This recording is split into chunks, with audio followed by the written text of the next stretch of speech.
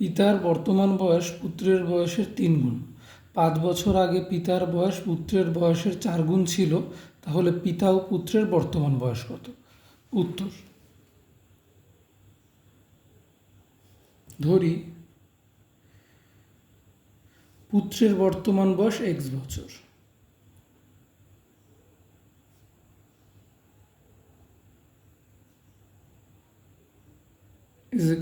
x বছর,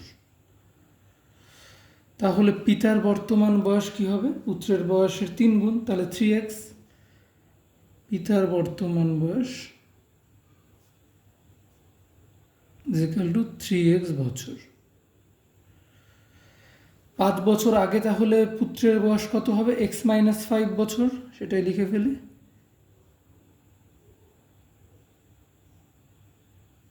পাঁচ বছর আগে পুত্রের বয়স ছিল x-5 বছর, তাহলে 5 বছর আগে পিতার বয়স ছিল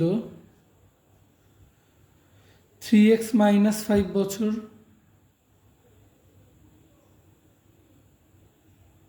হলো। এবার এখানে কি বলেছে যে 5 বছর আগে পিতার বয়স পুত্রের বয়সের 4 গুণ ছিল, তার মানে এই 5 বছর আগে পুত্রের যে বয়স বেরিয়েছে তার সাথে 4 গুণ করলে পিতার বয়স পাওয়া যাবে। প্রশ্নানুসারে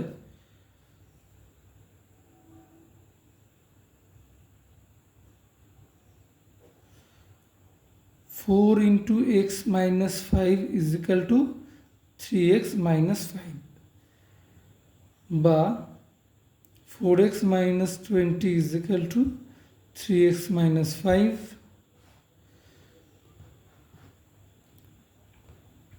বা x is equal to 20-5, সুতরাং x is equal to 15। আর আমরা x ধরেছিলাম কি? পুত্রের বর্তমান বয়সকে আমরা x ধরেছিলাম, তাহলে আমরা লিখতে পারি সুতরাং পুত্রের বর্তমান বয়স 15 বছর। আমাকে জানতে কি চেয়েছে? যে পিতা ও পুত্রের বর্তমান বয়স কত। তাহলে পুত্রের বর্তমান বয়স আমি পেয়ে গেলাম এখানে 15 বছর, পিতার বর্তমান বয়স